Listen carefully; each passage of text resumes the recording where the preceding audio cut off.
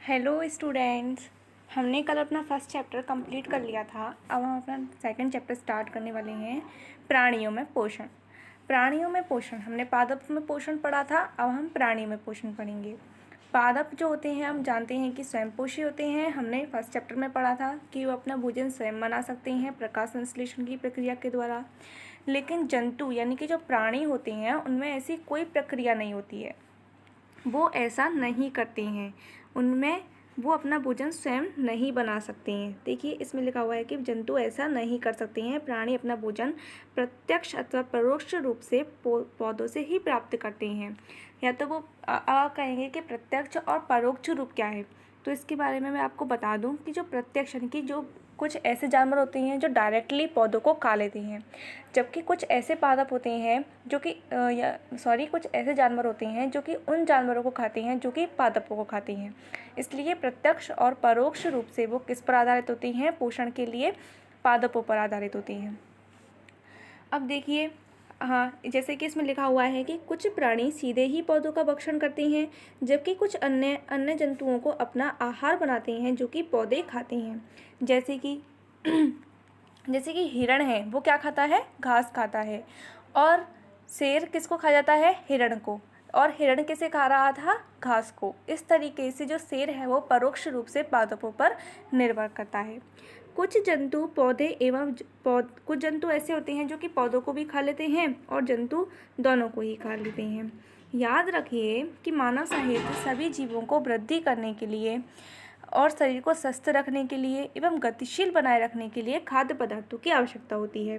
यदि आपसे पूछा जाए कि हमें खाद्य पदार्थों की आवश्यकता क्यों होती है, तो आपको यही आंसर लिखना है कि मानव सहित सभी जीवों को वृद्धि करने के लिए, शरीर को स्वस्थ एवं गतिशील बनाए रखने के लिए खाद्य पदार्थों की आवश्यकता होती है।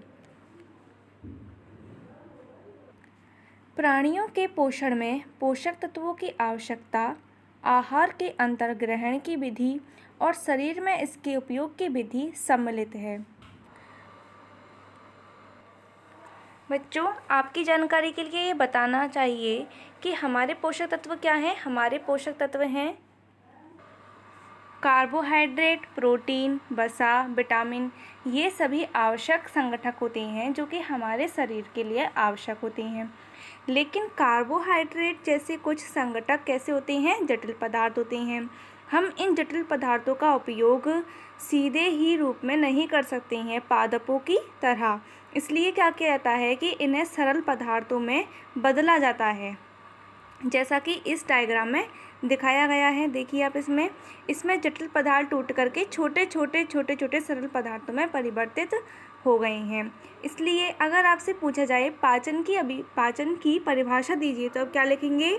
जटिल खाद्य पदार्थों का सरल पदार्थों में परिवर्तित होना या टूटना विखंडन कहलाता है, और इस प्रक्रम को हम क्या कहते हैं?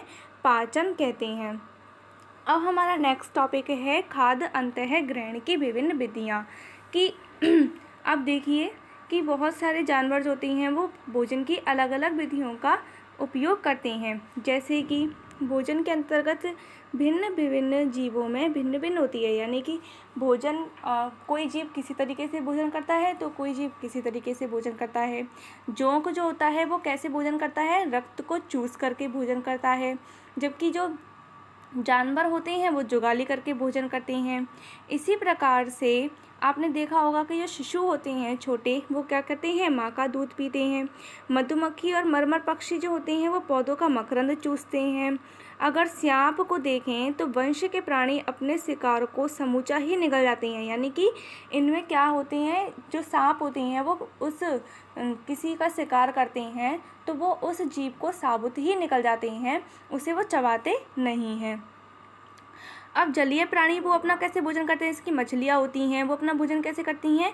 अपने आसपास पानी में तैरते हुए खाद्य कणों को छान करके उनका भक्षण करती हैं। इस पूरी प्रोसेस के बारे में आप अगली कक्षा में पढ़ेंगे। अभी आप इतना ही पढ़िए। आपके क्रियाकलाप 2.1 में आपको जंतुओं के नाम दिए गए हैं। इनमें आपको आहार के प्रकार और आहार की विधि लिखनी है। इसके बारे में मैं आपको बाद में बताऊंगी। तो अब हम अपने नेक्स्ट टॉपिक पर चलते हैं। अब देखिए इसमें आपके इसमें लिखा हुआ है कि जो स्टारफिश होती है, स्टारफिश का डायग्राम आप मोबाइल पर निकाल लीजिएगा, आपको बहुत सुंदर सुंदर डायग्राम मिल जाएंगे। तारा मछली होती है वो क्या खाती हैं? वो कैल्शियम कार्बोनेट के बने कठोर कवच वाले जंतुओं का आहार करती हैं। जैसे कि कैल्शियम कार्बोनेट आपके घरों में, आपके अगर मंदिर है तो उसमें शंख है, तो उस आप शंख को देखिएगा। शंख वो पता है किसके द्वारा बना हुआ है? कैल्शियम कार्बोनेट के द्वारा बना हुआ है। उसमें एक जीव रहता था जो कि उसमें से निकल गया था, और उसकी जो संरचना थी वो क्या थी? शंख, जो आप उसको बजाने के काम में लेते हैं। स्टारफिश क्या करती है? उस कवच को खोलती है और अपने मुख से अपने आमाशय को बाहर निकालती है, यानी कि अपने पेट को बाहर निकाल देती है। फिर वो क्या करती है कि जंतु के कोमल अंगों को खाती है और आमाशय को वापस अपने शरीर में अंदर की ओर ले आती है, और फिर उसके आमाशय में जो पाचन होता है वो धीरे धीरे चलता रहता है। अब हम स्टडी करेंगे मानव में पाचन। मानव में पाचन की विधि को स्टडी करेंगे हम। अब देखिए ये आपका डायग्राम दिया गया है यहाँ पे, आप इस डायग्राम को देखिए। ये वाला जो पार्ट है आपका, इसे हम मुख कहते हैं। इसके अंदर जाएंगे तो मुख गुहिका है। फिर उसके बाद ये जो लंबी नलिका आपको दिखाई दे रही है, इसे हम क्या कहते हैं?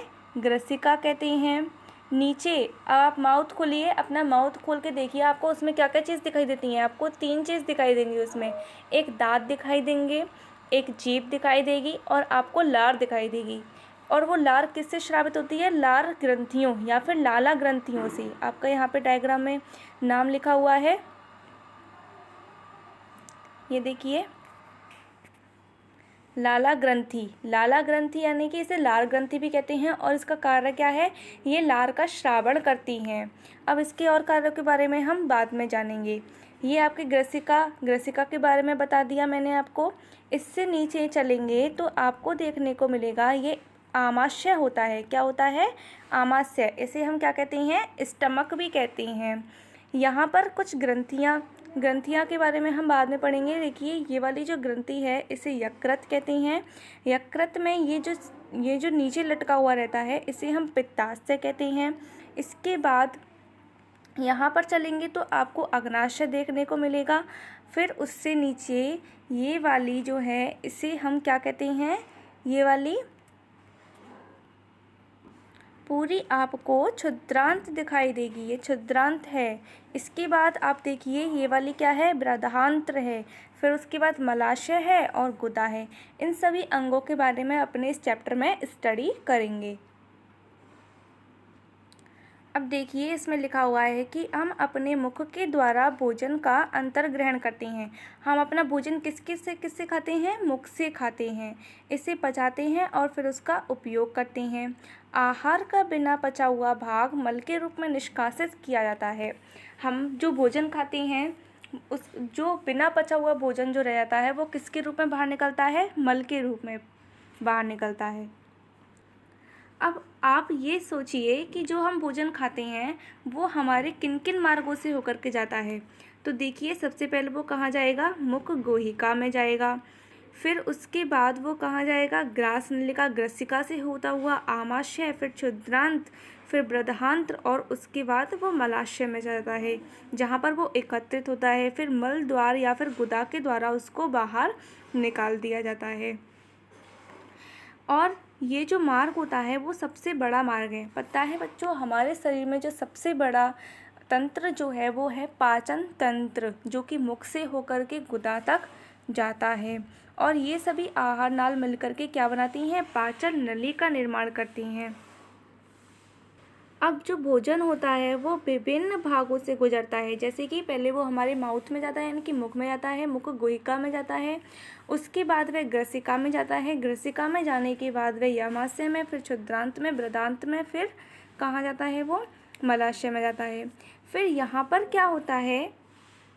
यहाँ पर भोजन के घटकों का पाचन क्रमिक रूप से होता है। जैसे कि हमारे मुख में किसका पाचन होता है? स्टार्च का पाचन होता है।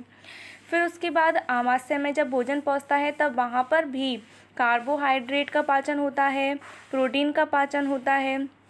इसी प्रकार से छिद्रांत में और इसी प्रकार से वृद्धांत में भोजन के अलग अलग घटकों का पाचन होता है। लेकिन इसमें कुछ ग्रंथियाँ होती हैं जो हमारे पाचन क्रिया में सहायता करती हैं। और ये ग्रंथियाँ कौन कौन सी होती हैं? देखिए, ये ग्रंथियाँ होती हैं लाला ग्रंथि, यकृत, अग्नाशय। ये क्या करती हैं? पाचक रस स्रावित करती हैं। क्या स्रावित करती हैं? पाचक रस स्रावित करती हैं। और इन पाचक रसों का कार्य क्या होता है? ये पाचक रस जटिल पदार्थों को उनके सरल रूप में बदल देते हैं। आहार नाल और ये ग्रंथियां मिलकर के किस तंत्र का निर्माण करती हैं? पाचन तंत्र का निर्माण करती हैं।